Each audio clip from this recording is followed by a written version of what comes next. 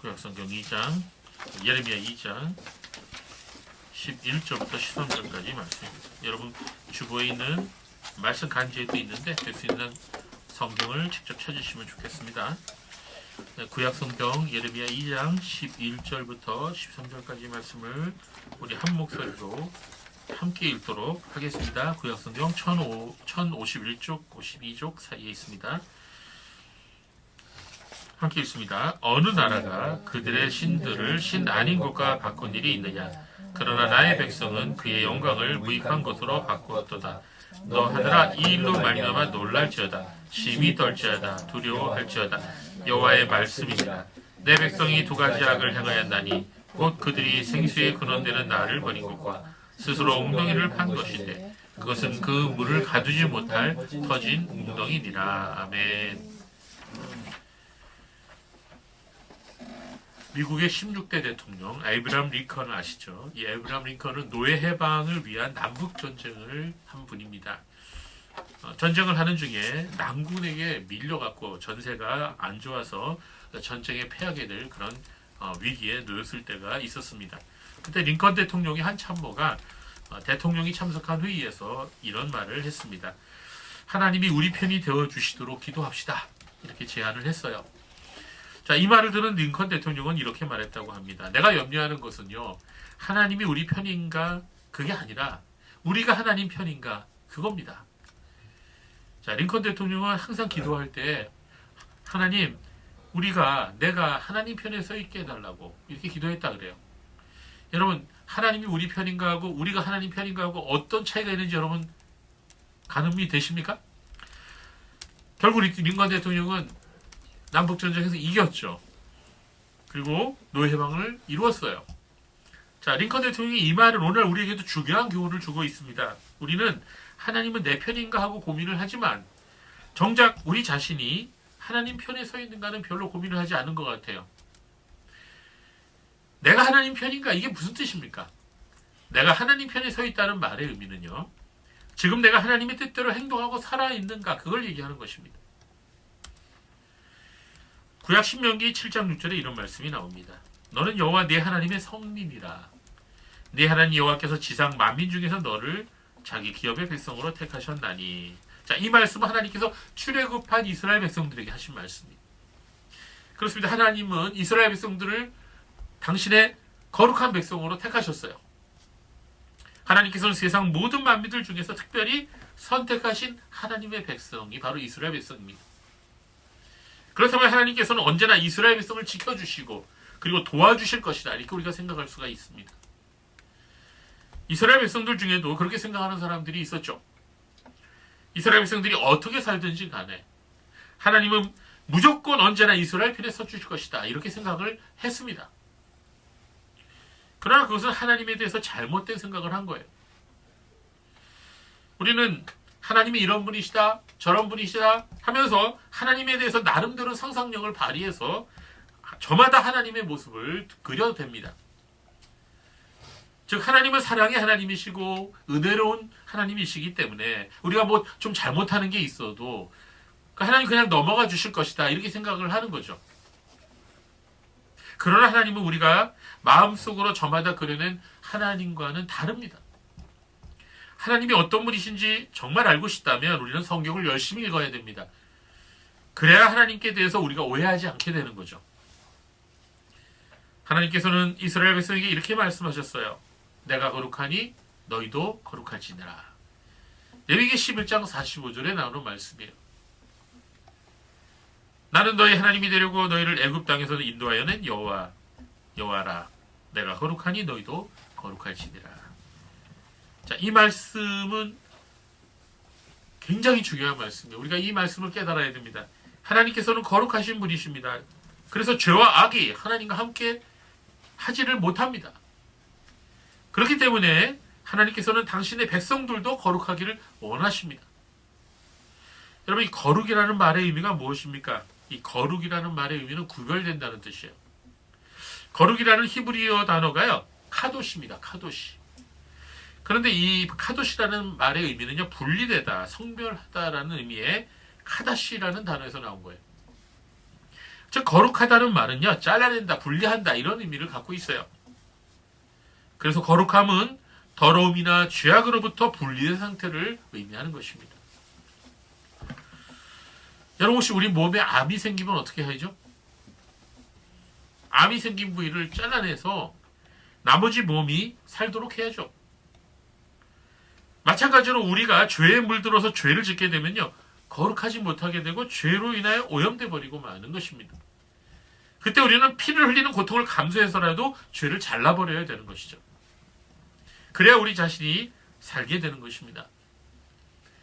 그래서 주 예수님께서는 마태복음의 산상수훈에 이렇게 말씀하셨죠. 마태복음 5장 29절 30절 말씀 우리 같이 읽어볼까요?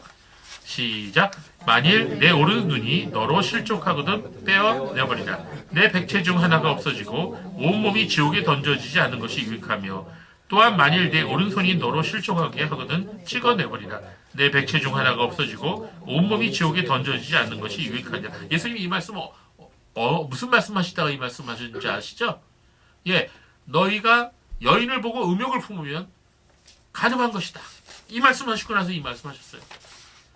자, 여러분, 만약에 우리가 이 말씀을 실제로 죄를 지을 때마다 우리의 눈을 빼어버리고 손을 잘라버리라는 말씀대로 만약에 실천을 그대로 한다면 어떻게 될까요?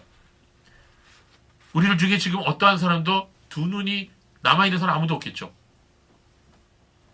손과 발도 아무도 남아있지 않을 것입니다. 자, 예수님의 말씀은 실제로 그렇게 하라는 말씀이라는 것이 아니라 그 정도로 죄와 더불어 싸우라는 말이에요. 그렇습니다. 거룩하신 하나님께서는 죄를 미워하세요. 그러므로 아무리 이스라엘 백성들이 하나님이 선택하시고 하나님 백성으로 세우신 나라라고 하여도 그들이 범죄하고 부패하게 될 때 하나님의 심판을 받을 수밖에 없다고 말씀하고 있어요. 아니, 하나님 백성이기 때문에 더욱더 죄를 짓고 회개치 아니한다면 하나님의 무서운 징계의 매를 맞을 수밖에 없다는 것입니다. 예레미야 선지자는 남왕국 유다가 멸망해가는 마지막 시대에 활동했던 선지자였어요. 그는 계속해서 유다 백성들에게 머지않아 너희가 회개하지 않으면 바벨론 제국의 왕 느부갓네살이 예루살렘으로 쳐들어올 것이며 그의 군대에게 처참하게 죽임을 당하게 될 것임을 계속해서 경고했습니다. 그런데 유다 백성들은 예레미야 선지자의 말을 듣지 않았어요. 오히려 그를 옥에 가두고 그리고 핍박했습니다. 결국 남왕국 유다는 회개하지 않고 끝까지 버티다가 어떻게 됐죠? 느부갓네살 왕이 이끄는 바벨론 군대의 말발굽알에 유린되어 버렸죠. 수많은 사람들이 죽었습니다. 성전이 불타버리고 예루살렘 성은 무너져 버렸죠. 많은 사람들이 죽고 살아남은 사람들 중에 고관대장하고 기술자들은 쇠사슬에 묶여서 바벨론 땅으로 포로로 끌려갔어요. 이게 바로 바벨론 유수입니다. BC 586년에 일어난 일이죠. 오늘 본문은 남왕국 유다가 아직 멸망하기 전에 예레미야 선지자가 하나님 말씀을 받아서 유다에 있는 이스라엘 백성에게 선포한 말씀인 것입니다. 저는 이 마음에 걱정이 있어요. 무슨 걱정이 있냐면 지금 우리 대한민국의 현실이 예레미야 선지자가 목청을 높여 외쳤던 유다 왕국의 말기 시절과 너무 흡사하다는 거예요. 여러분 혹시 깨달으셨습니까? 지금 우리나라 교회와 교회 지도자들이 너무 많이 타락했습니다. 성도들도 마찬가지예요. 교인들도. 정치가들은 어떻습니까? 다 자기 배만 배부리려고 급급하죠. 사회에는 온갖 불의와 거짓과 포악한 악행이 가득합니다. 지금 여러분 우리나라 지금 전세 사기가 너무 지금 급증해갖고 많은 사람들이 재산 다 잃어버리고 길에 나앉게 생겼어요. 이 사회가 그만큼 불안하다는 겁니다. 여러분이 그 집을 살 때 뭘 봅니까? 그 집에 등기부등본오시죠. 그게 법적 효력이 있다고 생각하세요? 그 전혀 법적 효력 없습니다. 주인이 따로 법적으로 있으면서 등기등본에 다른 사람 이름이 떡하니 기재될 수가 있다는 거예요. 지금 우리나라 법이 이래요. 그래서 전세 사기에 당하는 거예요. 여러분 거기에 대한 자세한 전문적인 지식을 알고 싶다면 나중에 저한테 오십시오. 저도 잘 모르지만 소개시켜 드릴 수 있어요. 그러니까 우리가 굉장히 지금 불안한 사회에서 지금 살아가고 있는 것입니다. 오늘 보면 예레미야 2장 바로 앞이 있는 1장에 하나님께서는 예레미야에게 이렇게 말씀하셨어요. 우리 같이 읽어볼까요? 예레미야 1장 13절 16절 말씀 같이 읽어보겠습니다. 시작. 여호와의 말씀이 다시 내게 임하니라. 이르시되 네가 무엇을 보느냐? 그다바데 끓는 가마를 보나이다. 그 윗면이 북에서부터 기울어졌나이다 하니 여호와께서 내게 이르시되 재앙이 북방에서 일어나 이 땅의 모든 주민들에게 부어지리라. 내가 북방 왕국들의 모든 족속들을 부를 것인즉 그들이 와서 예루살렘 성문 어귀에 각기 자기를 정하고 그 사방 모든 성벽과 유다 모든 성읍들을 치리라. 여호와의 말이니라. 무리가 나를 버리고 다른 신들에게 분향하면 작은 손으로 만든 것들에 절하였은즉 내가 나의 심판을 그들에게 선고하여 그들의 모든 죄악을 징계 하리라. 아멘. 자, 하나님께서 예레미야 선지자에게 보여주신 것이 끓는 가마였습니다. 이 가마가 뭔지 아세요, 여러분? 가마. 신랑이 신부가 타는 가마가 아니고 가마솥이요, 가마솥. 가마솥이 뭔지 아시죠? 커다란 쇠로 만든 솥입니다. 옛날에는 밥을 짓거나 국을 끓일 때 이 커다란 가마솥에다가 했어요. 그런데 예레미야가 보니 가마솥에서 뭔가 끓고 있는데 그 가마솥이 북쪽에서 남쪽으로 기울어져 있었다는 거예요. 언제 그 안에 있는 그 끓는 것이 뚝 쏟아져 내릴지 모릅니다. 그 가마솥과 그 안에 있는 끓는 것은 다름 아닌 북쪽으로부터 오는 재앙이라고 말씀하고 있습니다. 그 재앙이 북쪽으로부터 수많은 적군들이 예루살렘 성을 치러 오는 재앙이라고 말씀하고 있어요. 하나님께서 말씀하셨습니다. 그 재앙이 무엇 때문에 임하게 되는지를 바로 예레미야 1장 16절에 말씀하셨어요. 무리가 나를 버리고 다른 신들에게 분향하며 자기 손으로 만든 것들에게 절하였은즉 내가 나의 심판을 그들에게 선고하며 그들의 모든 죄악을 징계하리라. 자, 그것은 이스라엘 백성의 우상 숭배 때문이라고 말씀하고 있습니다. 성도 여러분, 우리가 이걸 알아야 돼요.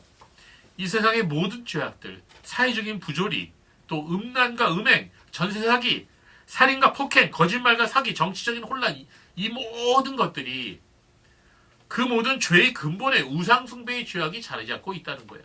제가 이전에 이런 설교를 했어요. 모든 죄는 단 하나로 귀결된다. 바로 우상 숭배다. 네, 그렇습니다. 우상 숭배야말로 모든 죄의 원상이고 모든 악의 근본이고 뿌리인 것이에요. 하물며 하나님이 택하신 선민이라고 하는 이스라엘 백성들이 우상 숭배의 죄악에 빠져 있으면 그로 인한 결과는 무서운 하나님의 심판일 수밖에 없다는 것입니다. 기울여져 있는 끓는 가마는 언제라도 그 뜨거운 불의 심판이 쏟아져 내릴 수 있음을 말해줍니다. 우리는 정신을 차려야 돼요. 무엇을 먹고 무엇을 입고 어떤 집에 살고 어떤 차를 굴리고 다녀야 하는지를 고민하면서도 나라 걱정을 하는 사람들이 지금 너무나 적습니다. 젊은이들도요, 사랑과 연애와 썸 타는 데는 전심이면서도 자기 직장 구하는 데에는 모든 신경이 가 있음에도 불구하고 정작 국가의 미래에 대해서는 내 알 바 아니다라고 말합니다. 여러분, 국가가 없으면 개인의 미래도 없는 거예요. 지금 우크라이나가 그걸 보여주고 있잖아요. 여러분, 우크라이나에 지금 징집 대상인 남자들이 35만 명이 지금 다른 나라로 튀었답니다. 바로 옆 나라인 폴란드에 30만 명이 지금 숨어 있대요. 그래서 폴란드의 경찰들이 그 우크라이나 청년들 잡아갖고 우크라이나로 보낸다는 거 아니에요. 여러분 같아서 우리나라에 전쟁이 나면 어떻게 하겠습니까? 여기는 다행히 군대에 갈 만한 사람이 없네요.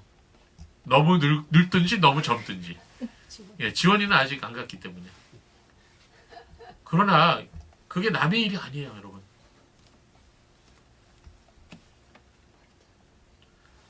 여러분, 국가가 없으면 우리의 미래도 없는 것입니다. 우리 머리 위에 끓는 가마솥이 기울어져 있는 것을 우리는 깨달아야 됩니다. 우리나라는 가마솥 정도가 아니죠. 수천 개의 핵폭탄과 생화학 무기들, 중국과 북한과 러시아의 군대들이 대한민국을 노리고 있음을 깨달아야 합니다. 우리부터라도 정신을 차리고 나라와 민족을 위한 기도를 해야 돼요. 매일매일 하나님 앞에 우리나라의 민족의 죄악을 고하고 회개합니다. 대한민국 교회와 교회 지도자들의 우상 숭배를 회개하고 주님께 긍휼을 구해야 합니다. 내가 범한 죄도 아닌데 왜 내가 회개해야 됩니까? 그렇지 않아요. 하나님의 사람들은 항상 나라와 민족의 죄를 대신 고하고 회개하고 그것이 나의 죄라고 고백하고 기도했습니다. 그게 정상이에요. 오늘 본문을 보면 하나님께서는 이스라엘 백성들이 무슨 잘못을 저질렀는가를 말씀하고 계십니다. 예레미야 2장 11절 13절. 여러분, 어느 나라가 그들의 신들을 신하는 것과 바꾼 일이 있느냐. 그러나 나의 백성은 그의 영광을 무익한 것과 바꾸었다. 여러분, 세상 어느 나라가 신을 신 아닌 것과 바꾼 경우가 있습니까? 수많은 민족들 보십시오. 저마다 자기 신들을 섬기는데 정말 열심히죠. 이웃나라 일본만 가도 보십시오. 뭐 전국이 다 완전히 신사예요. 신사. 절 아니면 신사예요. 정월 초하루만 되면 거의 모든 일본인들이 다 신사에 가서 자기 일년의 복을 빕니다. 우상을 섬기는데 저렇게 열심히 해요.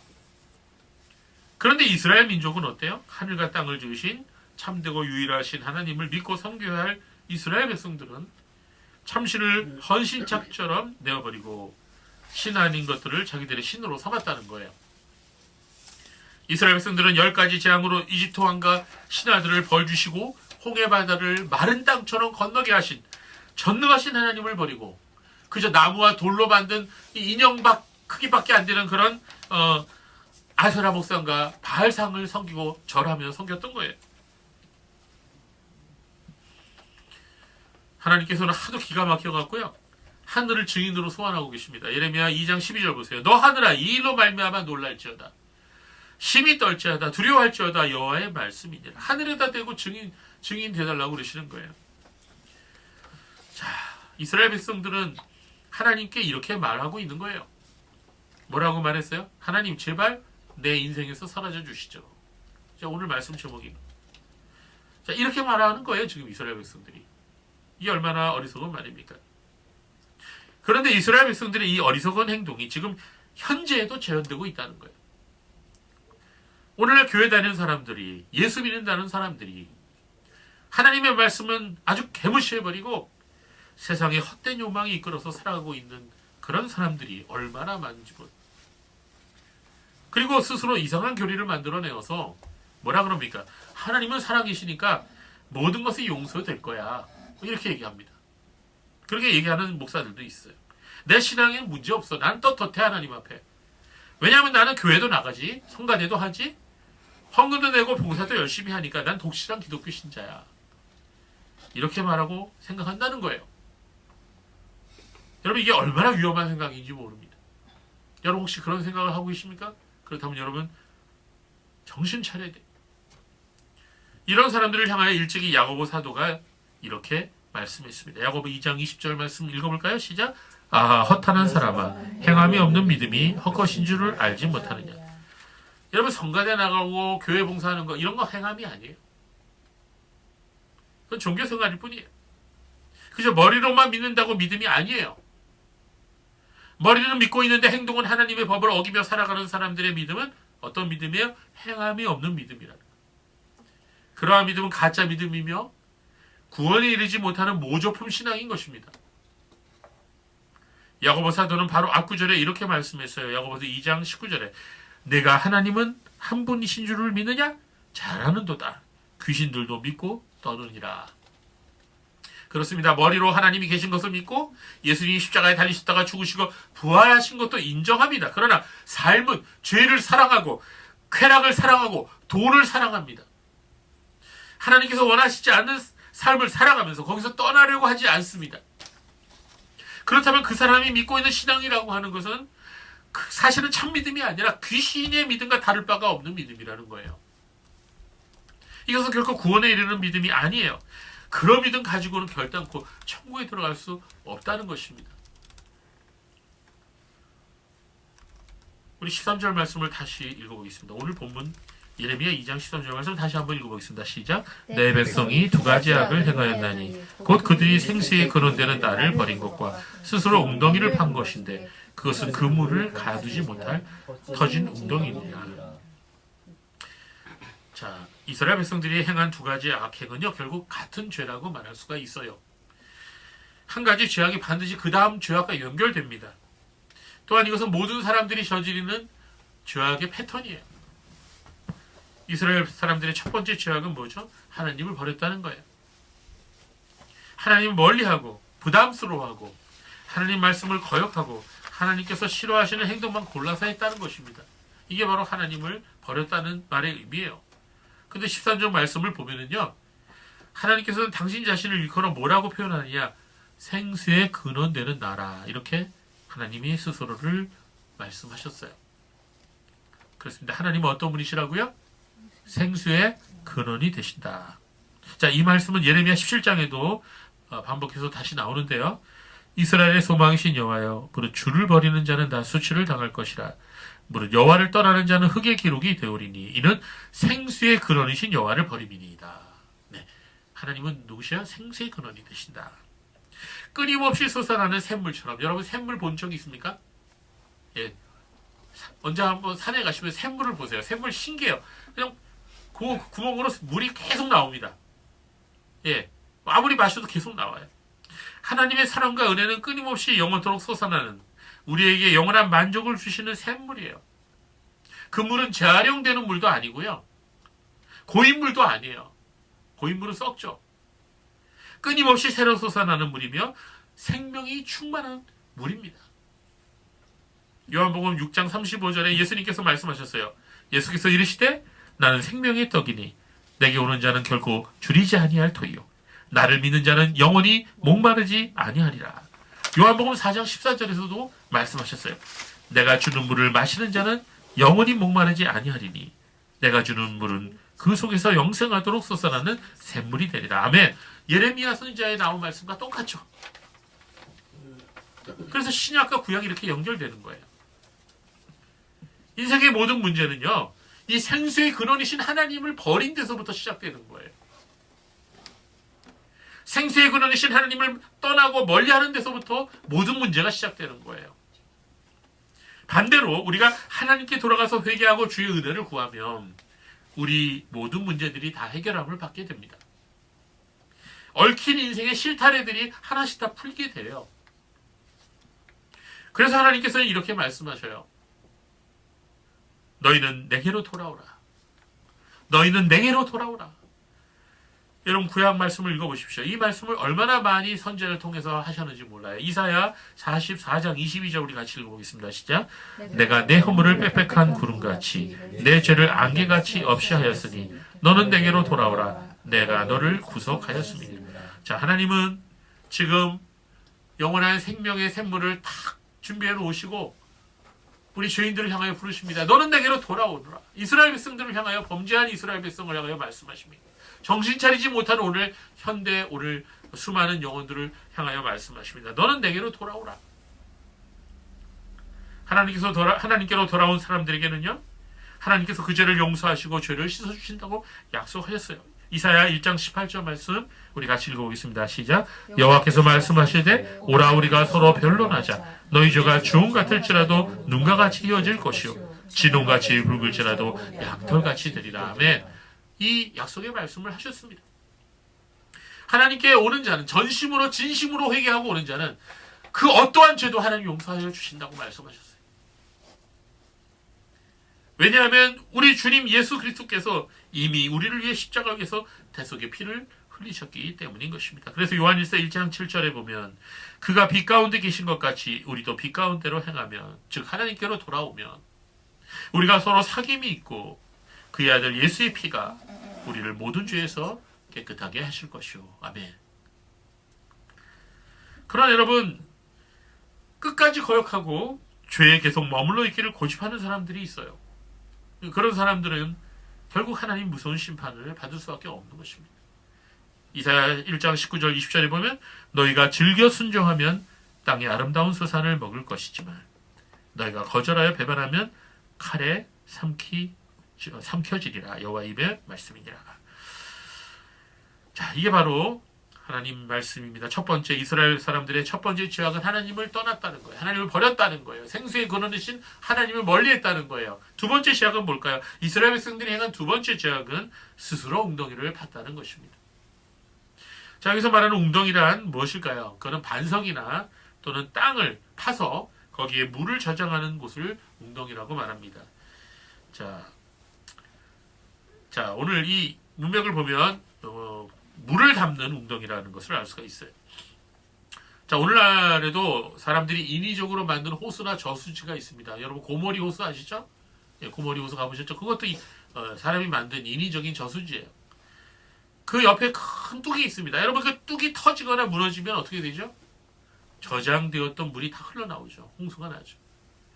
마찬가지입니다. 물을 저축하지 못하는 터진 웅덩이가 바로 그 웅덩이를 파기를 팠는데 옆이 다 터져버렸어요.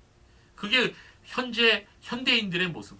하나님을 떠난 사람들의 우상 숭배하는 사람들의 모습이라는 거예요. 터진 웅덩이.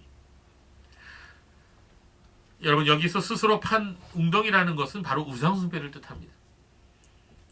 그런 우상 숭배에는요. 물을 저축하지 못하는 터진 웅덩이에 불과하다는 겁니다. 사람들은 우상 숭배를 해도 결코 만족하지 못해요. 세상을 사랑하는 마음은요. 우상을 숭배하는 마음은요. 만족을 몰라요. 이 세상의 것으로는 결코 인간의 마음을 만족시킬 수 없기 때문인 것입니다. 잠언 30장 15절 16절에 이런 말씀이 있어요. 같이 읽어볼까요? 시작. 거머리에게는 두 딸이 있어 다오 하느니라. 족한 줄을 알지 못하여 족하다 하지 아니하는 것 서너시 있나니 곧 스올과 아이 베지 못하는 태와 물로 채울 수 없는 땅과 족하다 하지 아니하는 불이니라. 자, 성경에서 제일 무서운 사람이 누구라고요? 예, 막 달라 말이야. 막 달라고 그럽니다. 옆으로 가면 다 뺏겨요. 자, 세상 사람들이 그래요. 우상 숭배하는 사람들의 마음이 그래요. 아무리 채워도 만족을 못해요. 하나님을 떠난 사람들의 마음에는 만족이라는 말이 없어요. 아무리 많이 가져도 아무리 높아져도 결코 만족할 줄 모르는 것입니다. 아무리 오래 살아도 결코 진정한 행복과 보람을 알지 못할 것이는 것이죠. 성도 여러분, 사람이 시간이 많다고 해서 오래 산다고 해서 행복한 삶을 사는 줄 아십니까? 어떻게 생각하세요? 많은 사람들이 장수를 원하죠. 여러분도 오래 살기 바라세요? 요새는 보통 평균 90은 다 살더라고요. 여기 계신 우리 자녀들은 몇 살까지 살까 모르겠네요. 100살 이상은 넘길 것 같은데. 그러나 장수한다고 자신이 원하는 것을 얻을 수 있거나 내가 바라는 삶의 목표를 이룰 수는 없습니다. 여러분, 예수님께서는 3년 반 동안 공생애를 사셨죠? 그런데 성경에 보니까 30살에 공생애를 시작하셨다고 그랬어요. 그러니까 34살에서 5살 사이에 예수님은 십자가에 달려 돌아가신 거죠. 다른 사람들의 인생과 비교해보면 짧은 삶을 사신 거죠. 더욱이 예수님이 공생애는 3년 반밖에 안 되는 아주 짧은 기간이었습니다. 그러나 주님께서는 그 짧은 인생을 사시면서 하나님의 뜻을 다 이루어드렸어요. 여러분, 그렇습니다. 우리가 오래 산다고 하나님의 뜻대로 사는 게 아니에요. 오래 산다고 보람 있는 인생을 사는 것도 아니에요. 경로원이나 요양원에 가보십시오. 많은 사람들이 어떻게 삶을 살고 지금 어떻게 죽음을 기다리는지. 여러분, 우리가 오래 사는 것보다 더 중요한 것은요, 하나님의 뜻대로 사는 거예요. 즉 하나님께서 나에게 바라시는 그런 사람이 되어서 그런 삶을 살아가는 사람이 되는 것. 그렇게 살다가 우리의 삶의 마지막을 맞이할 수 있다면 그런 사람은 이 세상에서 가장 보람되고 복된 삶을 산 사람이라고 말할 수가 있는 것입니다. 그러나 아무리 80, 90을 넘기고 100살을 넘기고 살아도 그냥 먹고 자고 일하고 여행하고 스마트폰 보고 그냥 영화 보고 드라마 보고 이런저런 죄를 짓다가 시간이 다 되어서 죽음을 맞이한다면 하나님 나라에 들어갈 그 어떠한 준비도 하지 않은 채 우리의 삶을 맞이하게 된다면 그런 사람의 인생은 결코 행복한 인생이라 말할 수가 없는 것입니다. 다시 말씀드리지만 하나님의 뜻을 행하는 데는 그리 오랜 시간이 필요한 게 아니에요. 단 1년이라도, 아니 한 달이라도, 아니 그보다 더 짧은 한 주간이라도 하나님께 온전히 회개하고 하나님의 뜻대로 온전히 살아갈 수만 있다면 그 사람은 진정한 행복이 무엇인지 알고 죽는 거예요. 그렇기 때문에 우리는 오래 살기를 원하기보다는 어떻게 살아야 하는지를 놓고 고민하고 기도해야 돼요. 여러분, 하나님께서 원하시는 삶을 지금 살고 계십니까? 지난 한 주간만 보더라도 난 어떠한 삶을 살았는가 생각해 보시기 바랍니다. 내 가장 큰 관심사가 무엇이었습니까? 난 무엇을 위해 그리 열심히 산 것입니까? 이대로 오늘 죽어도 후회가 없는 삶을 살았습니까? 이 질문에 대한 답을 우리 스스로에게 해보시기를 바랍니다.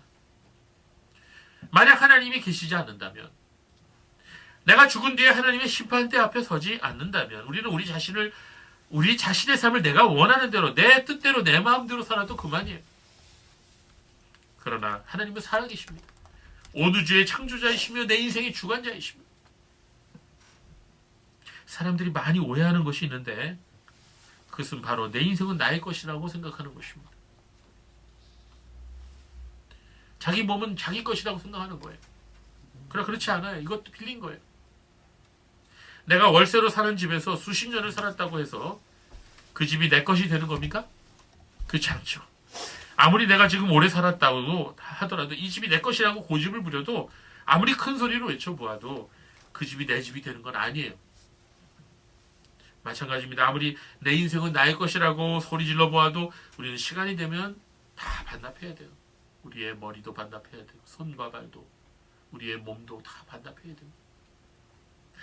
성경은 그래서 인생이 무엇과 같다고 말합니까? 꽃과 같다고 말합니다. 이 세상에서 가장 아름다운 것 하나를 들라면 그 중에서 꽃이 빠지지 않을 것입니다. 그처럼 꽃은 참 아름답죠? 그러나 그 꽃은 영원하지 않습니다. 꽃은 시들고 풀은 마르기 때문입니다. 베드로전서 1장 25절, 24절, 25절은 그러므로 모든 육체는 풀과 같고 그 모든 영광은 풀의 꽃과 같으니 풀은 마르고 꽃은 떨어지되 오직 주의 말씀은 세세토록 있도다 하였으니 너에게 전한 복음이 곧 이 말씀이니라. 자, 사람들은 자신이 늙는 것이 싫어서 거울 보고 한숨을 짓습니다. 피부과나 성형외과를 찾아가서 어찌하든지 한 살이라도 더 젊어지게 보이게 해달라며 많은 돈을 아끼지 않죠. 그러나 아무리 애를 쓰고 돈을 들여도 우리의 몸이 늙는 것을 막을 수는 없습니다. 어차피 인생은 짧고 우리의 젊음은 순간이에요. 아무리 젊음을 유지하려고 해도 그 시간은 지나가게 되어 있습니다. 그런데 제가 진짜 비밀 하나 알려드릴까요? 하나님 말씀은 우리 몸이 다시 부활한다고 말씀하죠? 제가 전주에 그 말씀 드리지 않았습니까? 그렇습니다. 우리 몸은요, 예수님이 재림하셔서 말씀하시고 부르실 때 다시 부활할 겁니다. 성근아 일어나라. 재호가 일어나라. 죄송합니다. 오성아 일어나라. 이렇게 말씀하실 때, 우리 이름 불러주실 때 우리는 다시 무덤에서 부활하여 일어나는 거예요. 화장을 해도 일어나요. 내가 부활할 때 나의 몸은 이전과 같은 몸이 아니에요. 완전히 새 몸을 주님께서 주십니다. 그런데 부활한 사람들의 몸의 영광이 다 똑같지가 않습니다. 저마다 영광이 다를 것이라고 성경은 얘기하고 있어요. 영광이 다르다는 것이 무엇인지 의미하는지 정확하게는 저도 모릅니다. 그러나 영광이 다르다는 것을 여러분이 알아듣게 쉽게 말씀드리려고 한 가지 예를 들겠습니다. 예를 들어서 부활하기 한 몸이 다 얼굴과 몸매가 다 다르다고 우리가 예를 들어 봅시다. 물론 부활의 몸은 기본적으로 다 잘생기고 다 예쁘죠. 그러나 사람마다 차등이 있을 거라는 말씀이에요. 예를 들어서 그렇다는 거예요. 그럼 우리가 이 세상에 사는 동안 겉사람의 아름다움만을 지키려고 노력을 하는데, 그러면서 우리 속사람의 아름다움을 가꾸는 데는 관심이 없다면 혹시 구원을 받는다 하여도 낮은 영광의 몸을 입게 되지 않겠어요? 겉사람은 어차피 늙어가고 망가지겠지만 우리의 속사람의 성장과 아름다움을 위해 힘쓰고 애써야 합니다. 그렇게 날마다 성화되기를 원하고 예수님 닮기를 원하고 하나님의 말씀의 뜻에 따라 순종하며 살아갔던 사람들은 그날, 즉 우리 주님께서 새 몸을 입혀주시는 그 부활의 날에 한마디로 대박을 터뜨릴 거예요. 모든 사람들이 우러러보고 부러워할 만한 그런 새 몸을 입게 될 것입니다. 영광이 그 어떤 사람보다도 더 빛나게 될 것이라는 거죠. 주께서는 별과 별의 영광이 다를 거라고 분명히 말씀하셨어요.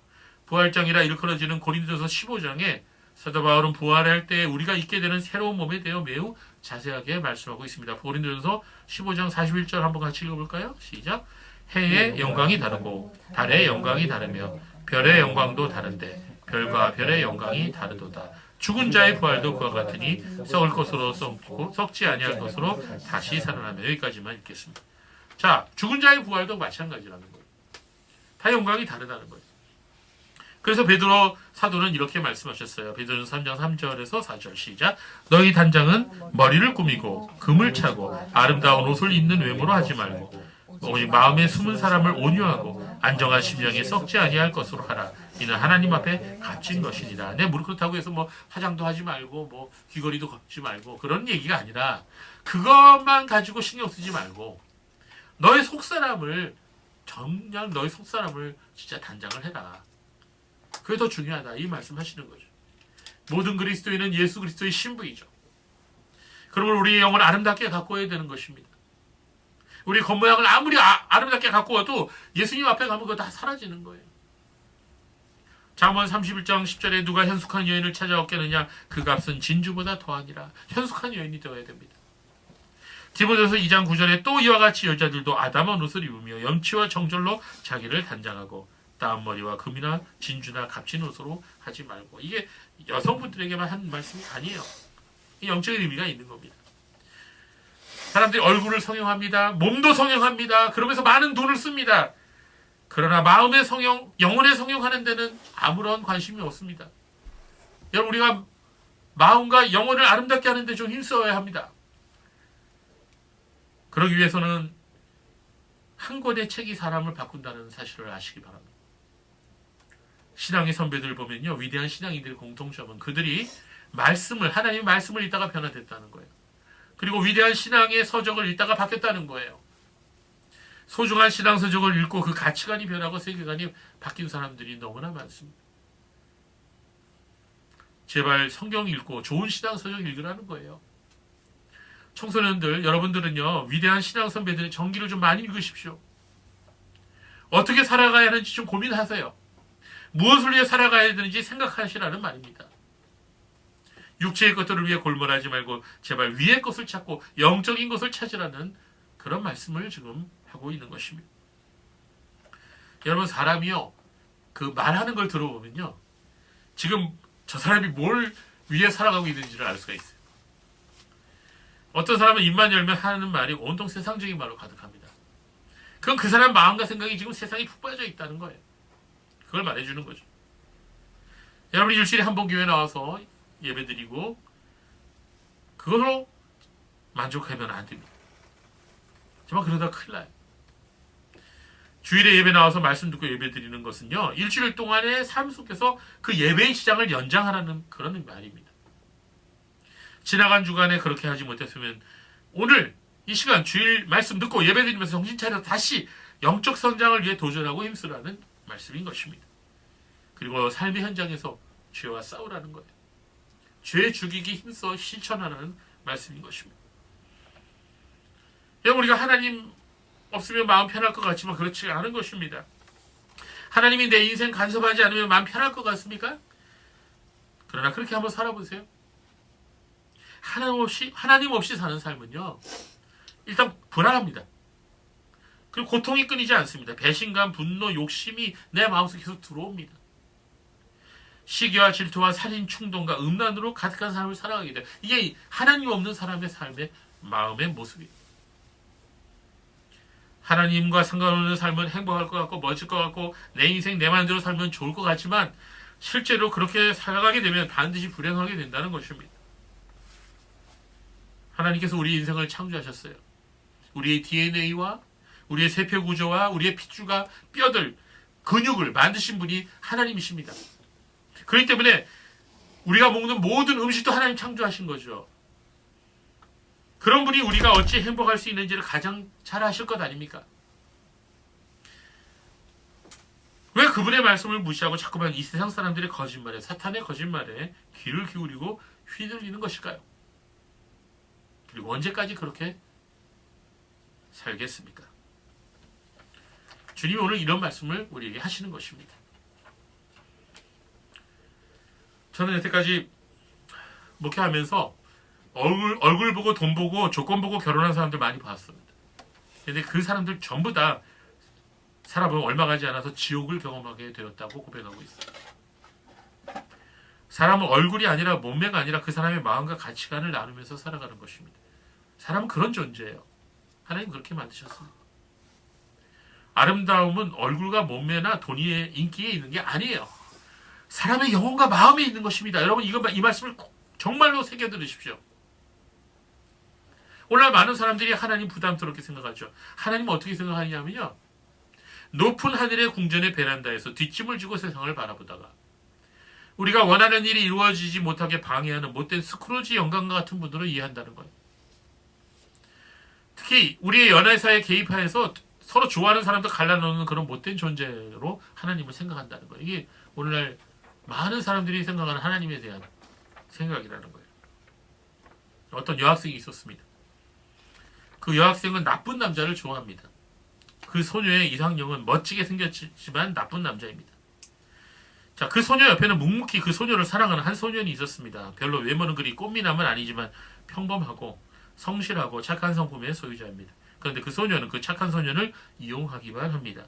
그 소녀는 그 나쁜 남자의 시선을 끌기 위해 그 착한 소년을 이용할 때가 종종 있습니다. 그래도 그 소녀는 좋다고만 합니다. 그 소녀는 그 착한 남자가 싫습니다. 너무 착해서 싫고 그리 잘생기지 않아서 싫습니다. 무엇보다도 그 소년의 집안이 돈도 별로 없고 별 볼 일이 없어서 싫습니다. 결국 그 소녀는 잘생기고 돈 많고 집안 좋은 사람에게 시집을 갔습니다. 그러나 행복하지 않았습니다. 그런데 세월이 지난 후에 그 소녀는 뉴스를 보다가 깜짝 놀랐습니다. 그 별 볼 일 없어 보였던 그 소년이 대통령 후보가 되었고 결국은 그 나라의 대통령이 되어버린 것입니다. 그러나 인생은 되돌릴 수가 없었습니다. 무슨 드라마 같은 이야기죠? 제가 지어낸 이야기. 아이고 허망하죠? 여러분 눈치채셨죠? 이 이야기에서 착한 소녀는 누구죠? 우리 주 예수님이에요. 얼굴 잘생기고 돈 많고 집안 좋은 남자는 누구죠? 이 세상입니다. 여러분 과연 우리가 누구를 진정으로 사랑해야 되겠습니까?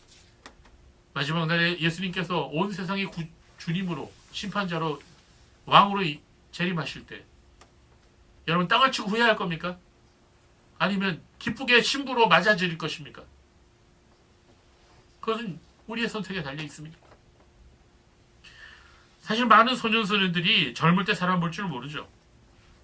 자신보다 더 많은 인생 경험을 해본 사람들이 말해도 그 말이 귀에 들어오지 않습니다. 인간은 하나님의 말씀을 귀 기울여 듣지 않습니다. 제 고등학교 후배가 있었어요. 2년 후배인데 굉장히 예뻐요. 여학생인데 저 맨날 오빠 따라다니던 여학생이었어요. 얼굴이 얼마나 예뻤는지 별명이 클레오파트라요.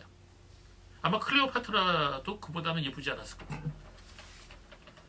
근데 이 친구가 절 따라서 장로의 신학대학에 왔어요. 나중에 이제 전도사가 됐는데 이 후배가 시골의 가난한 교회 사찰집사님 딸입니다. 워낙 고생을 많이 했어요. 그런데 얼굴이 예쁘다 보니까 중매가 들어왔습니다. 우리나라에서 가장 잘 사는 교회의 가장 유명한 목사님의 며느리로. 그 목사님 아들 제가 잘 압니다. 얼굴이 너무너무 조각같이 잘생겼어요. 결혼했어요. 우린 말렸습니다. 너 절대로 안 된다. 너 절대로 안 된다. 결혼하지 마라. 그분이 이미 결혼한 전적이 벌써 2번, 3번 있었다. 결혼하면 안 된다. 너 불행해진다. 어떻게 됐을까요? 결국 헤어졌습니다. 뭐라 그랬어요? 오빠 왜 그때 나를 말리지 않았어요? 야 내가 너 얼마나 말렸냐. 네 말 듣지 않았냐. 여러분 이거 싫어요. 이거는. 누구는지 얘기하면 안 되기. 여러분 이 사람이라는 게 이게 잘 몰라요. 이게 눈이 뒤집히면 말이 안 들어와요.